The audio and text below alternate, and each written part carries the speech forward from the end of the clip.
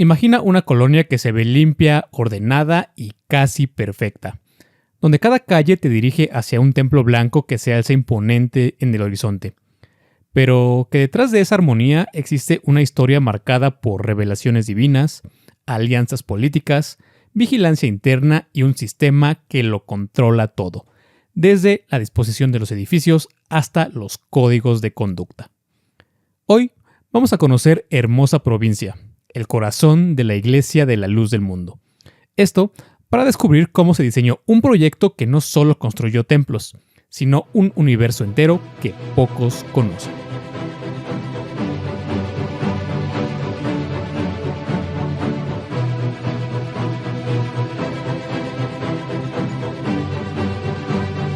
Hola, bienvenidos a Mundos Construidos, un podcast que habla sobre los espacios y sobre las arquitecturas que nos revelan lo invisible, desde lo construido hasta lo imaginado. Exploramos territorios, ciudades y edificios, reales e imposibles, porque hay lugares con historia y hay historias que solo nacen en ciertos lugares. ¿Cómo no? ¿Cómo están todos? Mi nombre es Daniel Castillo y sean todos bienvenidos al episodio número 25 de Mundos Construidos.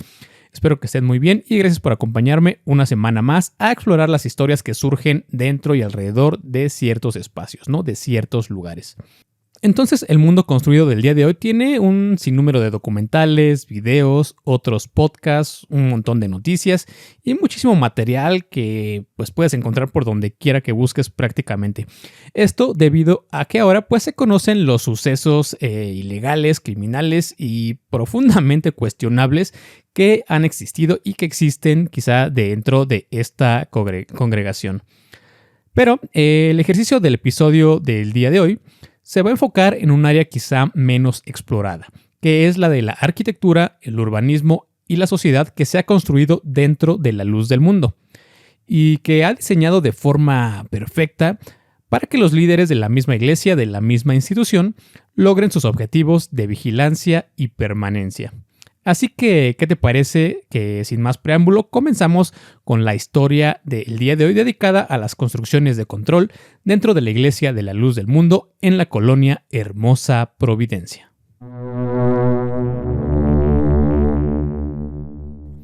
Pero como todo o como casi todo, pues hay que buscar un poco en el pasado para entender mucho mejor el presente, por lo que comenzamos así. Eran finales de la década de 1920. En México aún se lidiaba con las secuelas de la Revolución cuando surgió la Guerra Cristera, un conflicto armado religioso que enfrentó al gobierno salido de la Revolución y a la Iglesia Católica. En ese contexto, la Guerra Cristera no solo fracturó la relación entre el Estado y la Iglesia Católica, sino que también abrió un espacio para el surgimiento de nuevas expresiones religiosas, ya que aunque el gobierno buscaba de alguna forma contener el poder del catolicismo, pues también por otra parte toleraba e incluso incentivaba de forma indirecta a aquellos grupos que no desafiaban su autoridad y promovían valores como el trabajo, el orden y la obediencia civil, y por supuesto obediencia al propio gobierno también. Entonces, en medio de ese ambiente hostil, surgió la Luz del Mundo, que como muchas otras congregaciones evangélicas buscaron activamente, y esto es importante, el reconocimiento del gobierno como muestra de lealtad cívica, ya que estas congregaciones no querían ser perseguidas sino vistas como aliadas en el nuevo orden después de la Revolución. De esta manera, en abril de 1926, Eusebio Joaquín González, un exmilitar de orígenes humildes, y después de que en un sueño recibiera una revelación divina para crear una nueva iglesia, esto mediante una voz que directamente le dijo lo siguiente, cito, «Tú serás llamado Aarón y serás mi siervo». Por lo que a partir de ese momento sería conocido como el hermano Aarón. Entonces, fue después de esa revelación que comprendió que Dios le encomendaba restaurar la iglesia primitiva, la misma que, según su interpretación, se había corrompido después de los tiempos apostólicos. Era un reformador. Entonces, paulatinamente, y sin una estructura institucional ni una formación teológica formal, el hermano Aarón, ahora llamado Aarón, comenzó a predicar en el norte del país y más tarde se trasladó a Guadalajara, donde inició su ministerio en barrios populares. Esto, según se tiene registrado, lo hizo prácticamente solo y acompañado únicamente por su esposa Elisa, pero con el tiempo fue reuniendo poco a poco a sus primeros creyentes. Entonces, justo ese mismo año, en 1926, es decir, este 2026, la iglesia ya cumple 100 años de que se fundó. Bueno, ese mismo año, y aunque sin un reconocimiento oficial inmediato, fundó formalmente lo que llamó la Iglesia del Dios Vivo, Columna y Apoyo de la Verdad, que este es el nombre completo, formal y legal de la congregación. Entonces, pronto reunió a algunos pocos seguidores, en su mayoría campesinos pobres y migrantes rurales que llegaban a Guadalajara en busca de trabajo y de un lugar en donde vivir. Que estas eran personas marginadas que se identificaban con los orígenes humildes de Eusebio, ahora Aarón, ya que veían en él a un líder espiritual capaz de elevarlos moralmente y de darles visibilidad en la sociedad. Entonces Aarón les predicaba que aunque nada tuvieran en este mundo, podían hallar dignidad y propósito como los hijos de la luz, poniéndose al servicio de Dios y de su nueva comunidad. Que esto, déjenme les digo, esto de ponerse al servicio de la comunidad, pues iba mucho más allá de ayudarse solamente los unos a los otros, ya que con el tiempo se descubriría que el trabajo comunitario realmente serviría para sostener un aparato religioso en el que la devoción, el sacrificio económico y la fuerza laboral de miles de fieles terminarían puestos al servicio de una sola figura, el líder, que ya no sería solamente un guía espiritual, sino un beneficiario directo de un sistema construido todo a su alrededor. Entonces, desde sus inicios, la Iglesia de la Luz del Mundo buscó legitimarse ante el gobierno mexicano. Esto mediante un discurso bien planificado de lealtad cívica. O lo que es lo mismo, si quieres prosperar en una congregación, como lo fue en este caso, o quizá en algún otro grupo minoritario, no sé, una secta se me ocurre, pues mientras seas amiguis del gobierno te irá bien y lo vas a lograr, ¿no? ¿Cómo no? Pero bueno, continuando. El propio hermano Aarón, en este sentido de la lealtad cívica, acuñaría un lema que persiste incluso hasta nuestros días, que dice así, cito: buenos cristianos para el mundo, pero también buenos ciudadanos para nuestra patria. ¿Ok? Cierro la cita. Entonces, como vemos bajo estos principios, la congregación demostraba que iba a alinearse a las instituciones y a las leyes de México, y que a diferencia de la Iglesia Católica, percibida entonces por el gobierno como una fuerza rival, digo, si consideramos que para esos años había un 97% de católicos en México, pues en ese sentido la Luz del Mundo sería lo contrario, ¿no? Una iglesia profundamente patriótica y cooperativa con las autoridades y con las instituciones del gobierno. Esto pues se ha visto cabalmente en actos cívico-religiosos en todos los templos de la congregación, al menos en México, donde se realizan, por ejemplo, honores a la bandera, se incorpora el himno nacional y se hacen algunos desfiles con motivo de la independencia y otras fiestas nacionales. Entonces, estas celebraciones cívicas pues no son un mero ardid, ¿no? O quizá sí, pero vaya que les funciona. Ya que de esta manera cuentan o contaban con el aval de las autoridades locales e incluso militares, mismos que elogiaban a la congregación como una congregación de personas disciplinadas. Por lo que aquí pues ya hay un doble mensaje. Hacia adentro se inculcaría entre sus miembros el orgullo de ser mexicanos al servicio de Dios, y hacia afuera enviarían el mensaje al gobierno de que la Luz del Mundo forma ciudadanos ejemplares, respetuosos del orden civil y aliados de un proyecto nacional, no lo que convenga. Entonces, como les decía, esta forma de congraciarse con el gobierno pues les funcionó bastante bien, ya que para mediados del siglo XX los líderes de la Luz del Mundo comenzarían a forjar alianzas con la fuerza política hegemónica del país, el Partido Revolucionario Institucional, el PRI, quien gobernó México durante más de 70 años. Así que particularmente en Guadalajara, la comunidad aaronita, que de hecho así se les llama en varios estudios académicos, ¿no? Aaronita, para referirse a los fieles de la religión que tienen como figura centralizada y única al hermano Aarón, ¿ok? Recordemos ese nombre, Aaronita. Pues bien, esta comunidad supo ofrecer muy bien el apoyo político a cambio de reconocimiento y de recursos. De hecho, algunas investigaciones sociológicas indican que en las colonias de la Luz del Mundo las obras públicas, como son agua potable, drenaje, alumbrado, pavimentación, entre algunas otras, pues solían llegar con mayor rapidez que a las comunidades vecinas, ¿no? Por lo cual empieza a haber también cierto recelo de por qué eran favorecidos en este caso.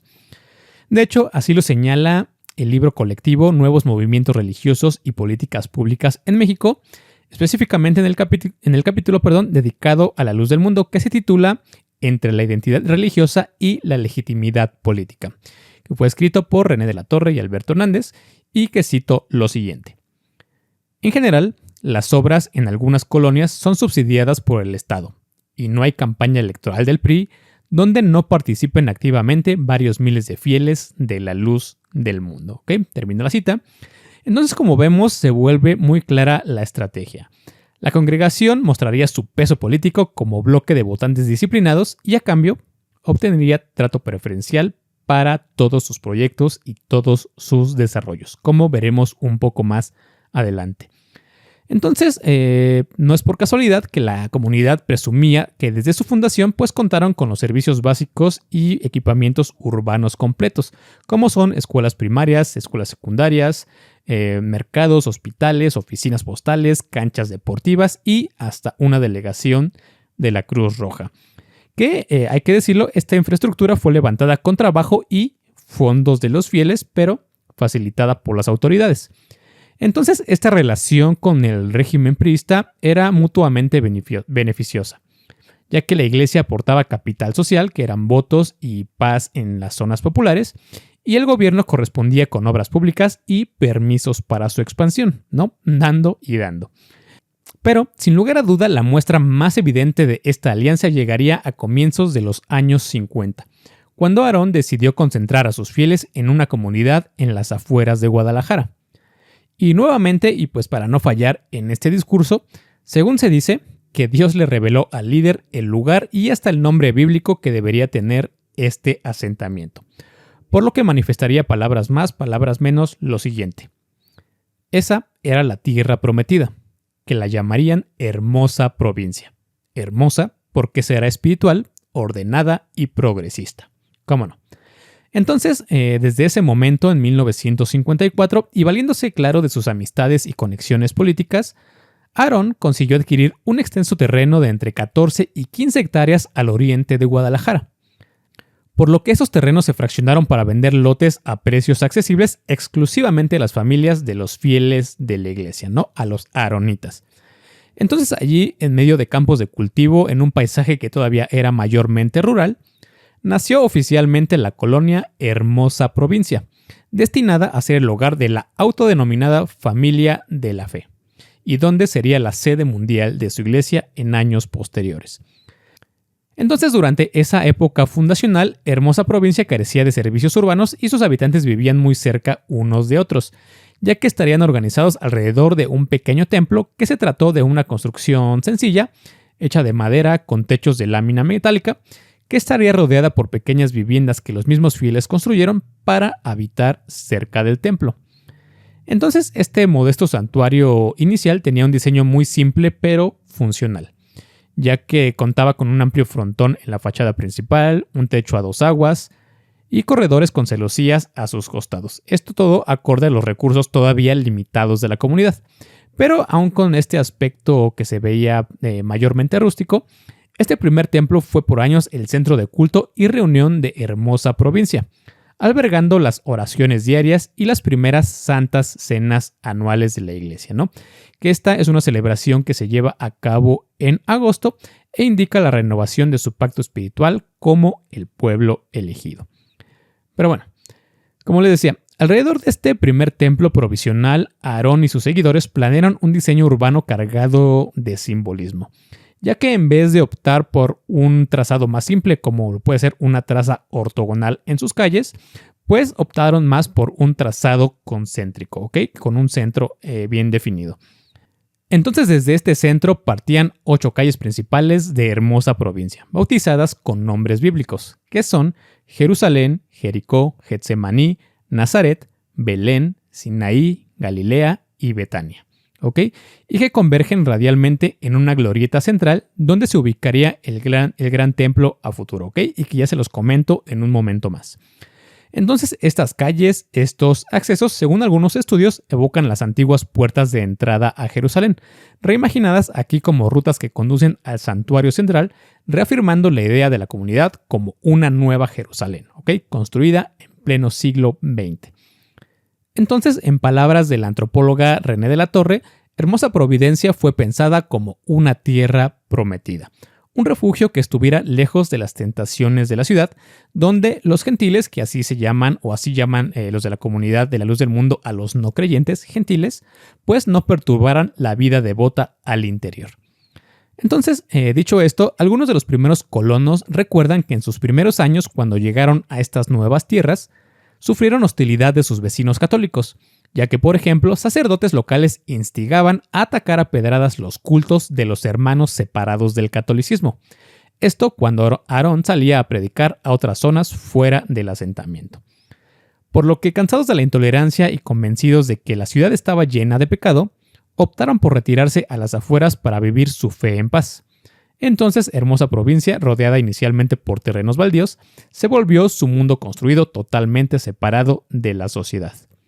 Inclusive, algunos testimonios recogidos por antropólogos mencionan la existencia de una muralla de piedra que habría rodeado el perímetro como símbolo de aislamiento. Y aunque esto ha sido negado categóricamente por la iglesia, investigadores en los años 70 se reportaron haber observado estas ruinas de estos muros. ¿Ok? No se sabe con certeza, pero se menciona en algunos estudios. Entonces, sea cierto o no esto del muro, lo que sí es un hecho es que la comunidad mantuvo un perfil bastante cerrado por un tiempo, consolidando su organización interna antes de interactuar plenamente con la ciudad que se empezaba a expandir. ¿Ok? Sin embargo, con los años, Hermosa Provincia pues terminó integrándose a la traza urbana de Guadalajara, ya que la ciudad se expandió hacia el oriente, absorbiendo indudablemente a la colonia. Entonces la iglesia, la congregación, pues no tuvo más opción que la de mostrarse más abierta al exterior.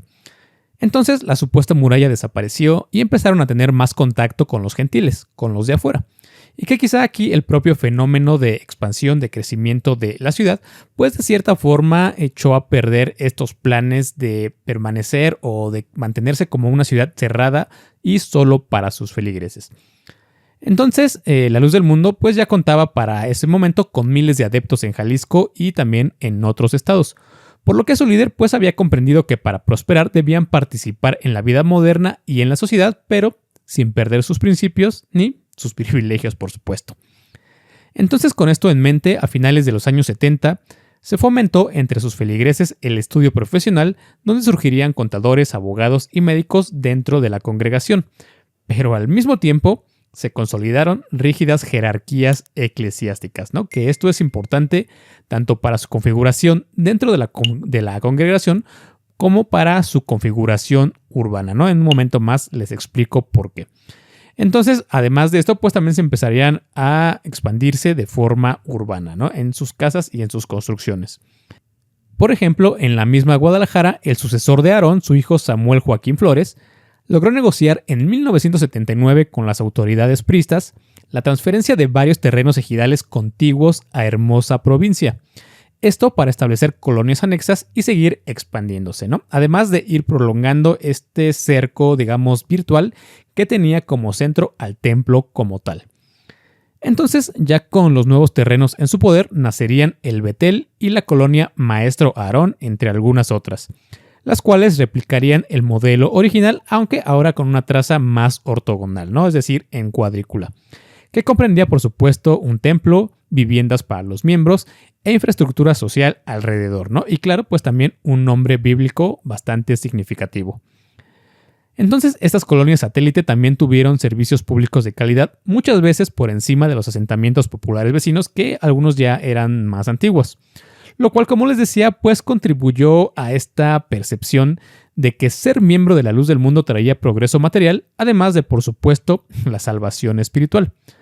Por lo que alrededor de esta prosperidad local y con un cierto tufillo de exclusividad, se generaron recelos en el entorno, ya que no se tenía claro por qué se les beneficiaba tan evidentemente a estos personajes. Entonces, con esta diversificación religiosa y la creciente visibilidad de los aaronitas, las fricciones vecinales, pues, como estás pensando, pues no se hicieron esperar. Por ejemplo, se comenta que durante una tarde y durante una protesta, los bandos pasaron de palabras y de los insultos a las pedradas, ya que los católicos tachaban de sectarios a los otros, y claro, los aaronitas denunciaban intolerancia en estos casos. Incluso un comerciante de fuera de la congregación decía que allá, después de la franja, están ellos y acá nosotros, lo que define bastante bien la división entre hermanos y gentiles en ese punto de Guadalajara, ¿ok? Y que aquí realmente no sé si es por ironía o como un claro paralelismo de los conflictos en Medio Oriente. La calle que digamos separa o sirve como frontera del territorio de la Luz del Mundo con el resto de la ciudad de Guadalajara se llama precisamente calle Gaza, ¿ok? Y si no me creen, pues vayan a ver un mapa, ¿ok? Pero continuando. Entonces estas viejas tensiones que se venían arrastrando desde el fin de la Guerra Cristera saldrían a flote en esos momentos, ya que los católicos alegaban que los aronitas les imponían sus celebraciones, ¿no? Por ejemplo, cerrando algunas calles en agosto y que hasta apedreaban la procesión de la Virgen de Guadalupe cuando pasaba cerca. A lo que en respuesta los de la Luz del Mundo contestaban que eran los católicos quienes históricamente habían agredido primero e incluso acusaban que en el pasado llegaron a introducir imágenes de la Virgen frente a su templo para provocarlos. Entonces, como también comenta la investigadora René de la Torre, la historia de las hostilidades es pues ya bastante vieja, ya que desde los años 50, cuando el hermano Aarón predicaba en barrios católicos, los curas animaban a correrlo a palos y a pedradas, ¿ok? Entonces, pues también, de cierta forma, la Luz del Mundo pues se coloca en este papel de víctimas y de perseguidos. Pero continuando, con el tiempo, esta desconfianza entre católicos y la Luz del Mundo pues reafirmó la idea en los aronitas de que era mejor vivir aparte y lejos del pecado de la ciudad, ¿no? Como desde un inicio. Así, la fragmentación urbana y religiosa de Guadalajara, pues como te decía, quedó simbolizada en una simple calle, la calle Gaza, que es la que marca la frontera entre Hermosa Provincia y el resto de la ciudad ya expandida y que ahora ya absorbió a esta comunidad. Con respecto a esto, un cronista local llegó a manifestar que después de Gaza se entra en el corazón de la tierra prometida, lo cual describe que al cruzar esa vía, que es una simple vía peatonal como te digo, uno pasa drásticamente de un paisaje anárquico y caótico de la periferia de la ciudad a un andador limpio y muy bien iluminado, compuesto por muchas edificaciones nuevas como tiendas y cafeterías, todas con emblemas religiosos como la estrella de David en sus fachadas y claro, todas uniformemente de color blanco, mismas que conducen al centro del asentamiento y te confirman indudablemente que estás en territorios de la Luz del Mundo. Entonces, para redondear esta imagen en cuanto a cómo se comenzó a expandir el asentamiento o los asentamientos, pues también es interesante hacer una analogía en cuanto a esta expansión urbana con la estructura jerárquica al interior de la iglesia, ¿no? Que es bastante rígida y totalmente vertical. Ya que de hecho esta jerarquización parte con el apóstol de Jesucristo, ¿no? En la cúspide, que es el líder incuestionable y es el papel que tendría Aarón y que tendrán sus sucesores, que son su hijo y su nieto, por cierto. Entonces después en la jerarquía están los ministros regionales que representan al apóstol en diferentes regiones del país. Luego están los diáconos y obreros, que son los que están encargados de funciones específicas dentro de cada templo o dentro de cada comunidad. Y después están los coordinadores o encargados locales, que son los que gestionan grupos, actividades y otras ceremonias, ¿no? Entonces, como vemos, esta es una estructura piramidal clásica y cerrada de una estructura eclesiástica.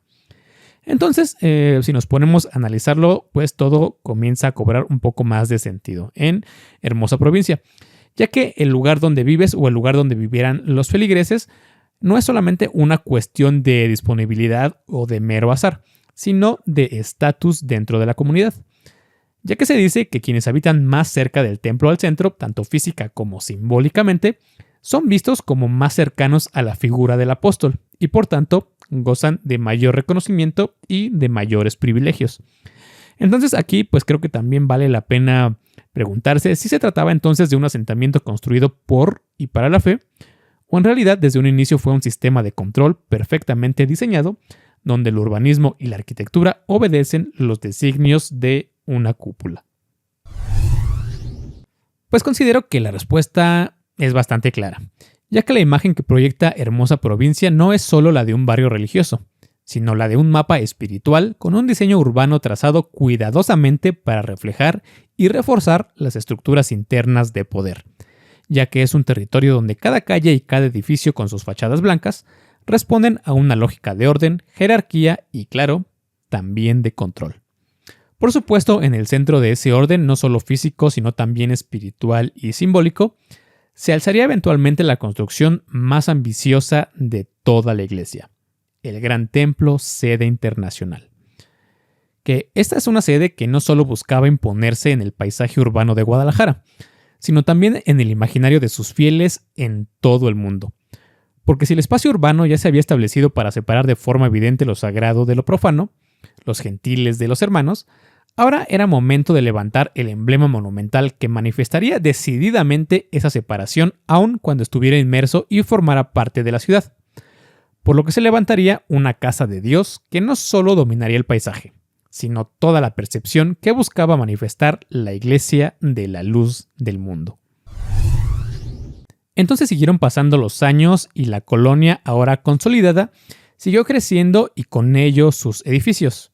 Pero en el centro, su templo original de madera y lámina se volvió insuficiente y ya no daba cabida a todos sus miembros durante sus celebraciones. De hecho, en la Santa Cena de 1980, la asistencia desbordó la capacidad del templo, lo que fue uno de los indicativos que necesitaban un santuario más amplio y más grande. Que de hecho, desde sus inicios, Aarón y los primeros feligreses tenían en mente el sueño de construir un santuario monumental que reflejara la grandeza de su fe y, claro, aunque a puertas cerradas, que fuera un elemento de control indiscutible. Entonces se cuenta que el primer templo siempre fue pensado como algo temporal. Y aunque Aarón no pudo verlo construido ya que falleció en 1964, fue su hijo, el siguiente apóstol, quien quedó a cargo de planificar y construir la megaobra. De este modo, en 1983, se colocó la primera piedra de la sede internacional, iniciando lo que llamaron algunos ingenieros y arquitectos participantes como una construcción faraónica, ¿no? Misma que tomaría prácticamente una década en completarse. Entonces, inicialmente, y para despejar el terreno, primero fue necesario demoler el antiguo templo temporal de Hermosa Provincia, el cual se dice fue trasladado simbólicamente piedra por piedra a la colonia El Betel. Entonces, el resultado fue el imponente Templo Sede Internacional de la Luz del Mundo, inaugurado en 1992, el cual es una estructura blanca compuesta de cuerpos ascendentes que es considerado uno de los templos más grandes de América Latina, el cual cumplió cabalmente aquel sueño que se tenía desde los años 50. Pero no sé si te estás preguntando cómo se lograría construir y cómo se compone en lo general este templo. Y, muy importante, qué significa en el contexto urbano arquitectónico y sobre todo en el plano simbólico. Para empezar, como les decía, la planificación para la construcción del templo la tuvo el hijo del hermano Aarón, Samuel Joaquín, quien se proclamó no solo apóstol de Jesucristo, sino también el ángel del Apocalipsis, ¿no? Esto basándose en una revelación personal ocurrida, según él, durante un sueño que tuvo cuando estaba en Veracruz. Entonces, esta es una nueva figura mística que dentro de su comunidad lo colocaban a medio camino entre el liderazgo espiritual y el destino, ¿no? Aunque como pues todos sabemos, este cargo pues se hereda más bien de forma dinástica. En fin. Entonces, como les decía, la obra comenzó en 1983 y su diseño fue encargado al arquitecto Leopoldo Fernández Font, a quien según relatos Samuel Joaquín pidió expresamente algo como el Partenón, ¿ok? Entonces aquí si han visto o si conocen la sede internacional y también el Partenón, que ahí les voy a dejar unas imágenes para compararlos entre comillas, pues nada que ver. Por lo que esta petición pues resultaría un tanto extraña al arquitecto, ya que para empezar, ¿por qué inspirarse en un templo griego clásico dedicado a Atenea, lo cual pues sería considerado pagano según algunas doctrinas actuales? Esto para diseñar una iglesia evangélica moderna. Por lo que Fernández Font interpretó que el líder deseaba un edificio de belleza y proporciones casi míticas, que transmitiera a primera vista la idea de perfección y eternidad asociada a la grandeza divina. Por lo que el resultado fue una inconfundible estructura gigantesca que pudiera verse en el horizonte de Guadalajara. Un templo de concreto revestido y pintado de color blanco nacarado de forma semipiramidal y estilo ecléctico, combinando elementos cóncavos, curvos y angulares que evocan conchas, caracoles o torbellinos con reminiscencias de zigurats, catedrales futuristas y sueños húmedos. Y sueños utópicos del líder. Entonces, estas formas elípticas y entrelazadas se elevan en 7 niveles escalonados coronados por una cúspide de forma cónica, que en la cima sobresale una pieza escultórica conocida dentro de la iglesia como la flama o la columna de fuego, un emblema característico de la congregación que simboliza la guía divina del pueblo elegido, que este es un elemento que se repite en varios de sus templos, reforzando visualmente su identidad doctrinal. Entonces la sede vista de lejos se asemeja a una gigantesca flor o quizá a la corona de una enorme ola detenida en el tiempo.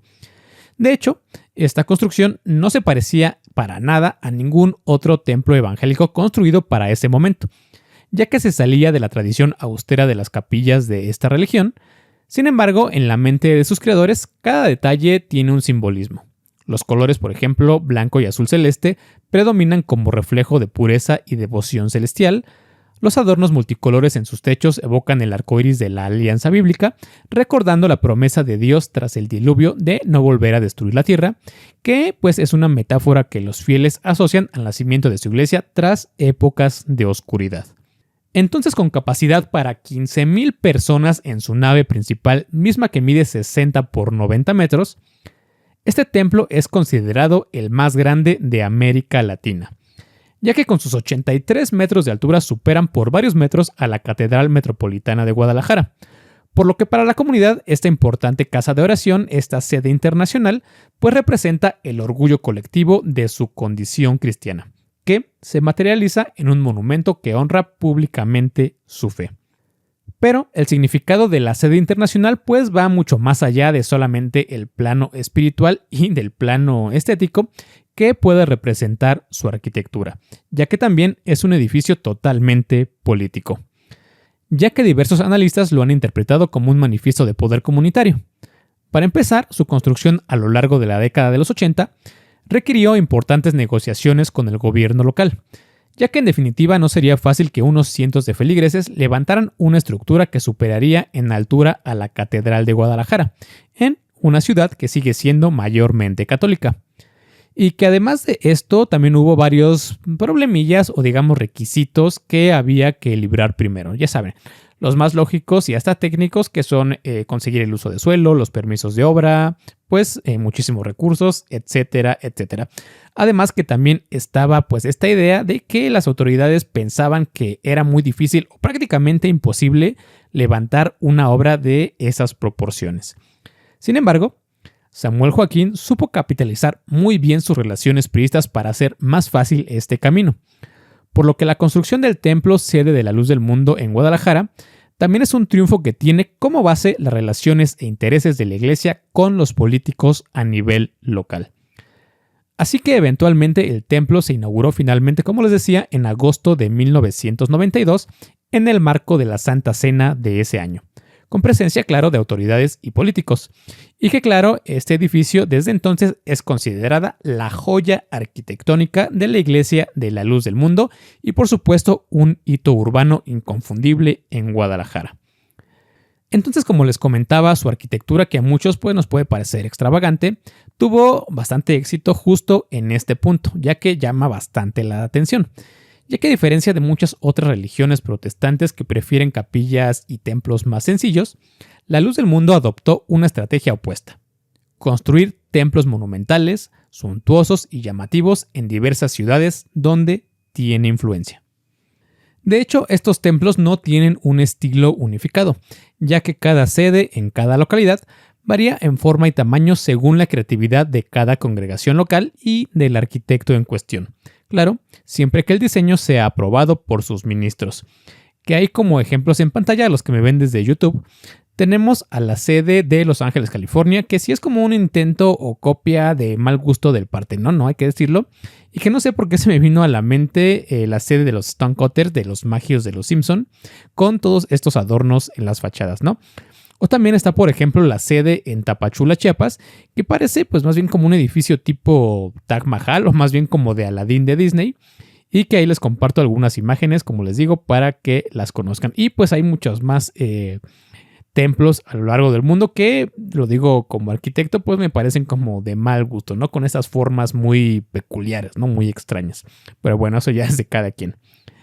Pero continuando. En todas y en cada una de estas sedes pues domina, como podemos ver, un afán porque tenga notoriedad, ¿no? Que esto nos queda más que claro. Misma que de hecho es motivo de orgullo para sus feligreses, pero también una clara señal de expansión hacia el exterior. Ya que estas iglesias pues pueden ser en escala más pequeñas o más grandes, pero casi siempre sobresalen del lugar donde se ubican. Esto con detalles arquitectónicos, torres o diseños, como puedes ver, también bastante inusuales. Y que esta visibilidad que se busca en cada caso y que definitivamente se buscó en la sede internacional, pues no es casualidad, ya que cumple al menos dos funciones.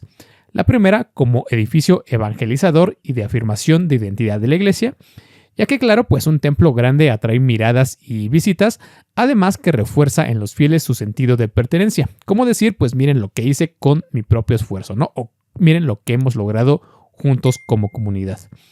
Y en segundo lugar, y también muy importante, envía un mensaje de permanencia y poder a la sociedad circundante, ¿no? Esto es muy importante. Sin embargo, algunos críticos ven en esta espectacularidad un componente de megalomanía, que también pues creo que es evidente. Por ejemplo, Sandra Loyola, quien es académica especializada en arquitectura religiosa, en su artículo titulado La arquitectura del asombro, dispositivos espaciales y construcción de poder en la luz del mundo, comenta que la arquitectura de esta congregación persigue una especie de persuasión por asombro, ya que al construir edificios tan imponentes se infunde en el devoto una mezcla de sobrecogimiento y de sumisión, ¿no? Que es bien interesante.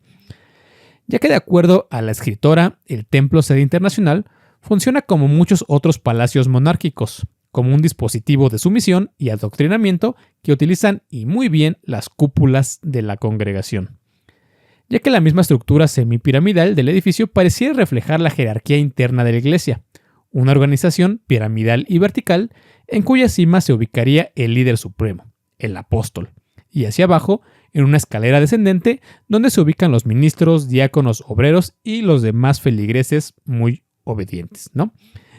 Y aquí unos datos para rematar todo esto de la construcción de la sede internacional, y aunque la narrativa oficial de la iglesia habla de una obra hecha con la fe y con el esfuerzo colectivo, lo cierto es que muchos testimonios coinciden en que una gran parte de la mano de obra fue proporcionada por los propios fieles sin recibir una remuneración económica. A esto se le dio el nombre de trabajo voluntario para el Señor, pero en la práctica es evidente que funcionó como un sistema de trabajo gratuito y masivo, donde personas de distintas edades y oficios fueron convocadas y en algunos casos se dice que hasta presionadas para trabajar en jornadas enteras, que iban desde la albañilería, la carpintería, pintura o limpieza, mismas que se organizaban por turnos y donde muchas de estas personas viajaban desde otras ciudades o incluso desde otros países para ayudar. Todo en nombre de la fe, pero sin contrato, sin pago y finalmente sin mucho reconocimiento. Entonces, este modelo de servicio comunitario, entre comillas, pues es parte de la misma narrativa religiosa de siempre. Ya saben, dar y sacrificarse en nombre de la fe, ¿no? En nombre de Dios. Pero realmente creo que a muchos nos deja pensando en dónde termina la devoción y dónde empieza la explotación. Y qué tan voluntaria es realmente una labor cuando tu estatus dentro de la comunidad, pues depende de ella. Entonces, de este modo, pues para muchos fieles, participar en la construcción era una muestra de amor a Dios y obediencia al apóstol, pero para los líderes, y creo que hay que decirlo, fue una manera bastante efectiva de levantar un edificio monumental sin reparar en muchos gastos. Es decir, se edificó un templo que es símbolo de fe, pero también de poder y grandeza, pero que se logró realmente con el trabajo de cientos o quizá miles de creyentes cuya única paga fue la promesa de salvación, ¿no? Y que aquí les quería hacer una analogía en cuanto a las construcciones de las pirámides de Egipto, que eran obras pues literalmente faraónicas, pero ahora se sabe que incluso a los constructores de las pirámides, a los peones y a todas estas personas, sí se les pagaba por su trabajo, ¿no? Cosa que aquí, en definitiva, no sucedió, así que no quedó la analogía. Pero bueno. Para terminar también esta idea hay un punto más, una dimensión, la cual pues está intrínseca en esta construcción urbana y arquitectónica, que es su orden social.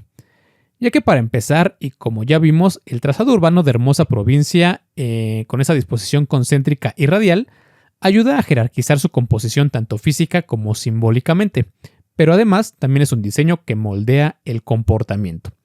¿A qué me refiero? Miren, este diseño urbano con el edificio del Templo de la Sede Internacional al centro, como un gran punto focal y eje indiscutible de la colonia, conforma un diseño que permite observar sin ser observado, lo que se llama o se le conoce como un tipo de vigilancia panóptica. Entonces, esta arquitectura de control visual se complementa con un sistema de regulación social todavía más profundo y que no es evidente, porque además de observar, la disposición espacial fomenta un sentido constante de presencia mutua y refuerza la obediencia colectiva. Así que en Hermosa Provincia la vigilancia no solamente viene desde el centro, ¿no? Desde el templo, sino que también se vive entre los propios feligreses, ya que vecinos, familiares y ministros actúan como extensiones del ojo panóptico, donde cada gesto, cada omisión o cada desviación de conducta puede ser visto, comentado o incluso reportado, ¿no? Lo que ha dado forma a una comunidad fuertemente cohesionada, pero también bastante vigilada todo el tiempo. Y que aquí, y muy curiosamente, esta vigilancia es pues bastante aceptada por sus integrantes, es decir, que existe pues una alienación total. A todo esto se le suman una serie de códigos de conducta estrictos que refuerzan la separación simbólica entre la iglesia y el mundo exterior, ya que el vestir, hablar, interactuar y hasta el ocio está bien regulado. Por ejemplo, solamente como un ejemplo así muy básico, las mujeres deben usar faldas largas, velos en el culto y evitar maquillaje o accesorios muy llamativos, y por su parte los hombres se presentan con sobriedad, con traje y con cabello corto. Lo cual, como vemos, pues tiene un claro mensaje, ¿no? Deben verse distintos como pueblo escogido y que esta diferenciación visual reafirma un sentido de identidad colectiva, pero también refuerza la vigilancia interna, pues cualquier desviación es fácilmente detectada. Incluso la educación de los niños se realiza dentro de las escuelas propias de la iglesia, donde se refuerza la doctrina y los valores desde que son muy, muy pequeñitos, ¿no? Y que en pocas palabras, cada quien cuida los pasos y la moral del otro, ¿no? De su vecino. Y quien no cumple con las normas es señalado y marginado. Y que además, y esto me llamó la atención y es importante, las visitas externas también son monitoreadas cuidadosamente y reguladas por protocolos internos, lo cual me recordó bastante al sistema de control con el que contaba Colonia Dignidad y que, por cierto, si no has visto los episodios 15 y 16 ya están en el canal de forma totalmente gratuita y pásate por ellos que están muy buenos, ¿no? Que esto es de una secta y no estoy comparando nada, pero ahí lo dejo. Pero bueno. Entonces, con una estructura jerárquica extremadamente vertical, la Luz del Mundo no solo ha consolidado su modelo religioso, sino también una comunidad cerrada que funciona como una institución total. Ya que a pesar de su rigidez y de su cerrazón al exterior, este sistema de control se ha sostenido gracias a su economía interna, ya que la iglesia se financia principalmente mediante el diezmo obligatorio del 10% de los ingresos de cada miembro, con colectas y con trabajo voluntario, y que el discurso o consigna para hacer que este engranaje siga funcionando es el mismo de siempre, ¿no? El de orgullo y de sacrificio por la fe. Y que aquí, y sorprendentemente, todo este aparato urbano, arquitectónico, social, ideológico, disciplinario y económico se mantiene firme incluso tras las crisis que vino con el caso de Nazón Joaquín, el tercer apóstol y nieto de Eusebio Joaquín, que es el líder actual de la Luz del Mundo y que fue condenado a 16 años de prisión en Estados Unidos por abuso sexual de menores. Pero que aunque está preso y aun con todo este escándalo que, como les digo, está por todas las noticias, pues sigue siendo considerado el apóstol por sus fieles, quienes ya esperan su regreso.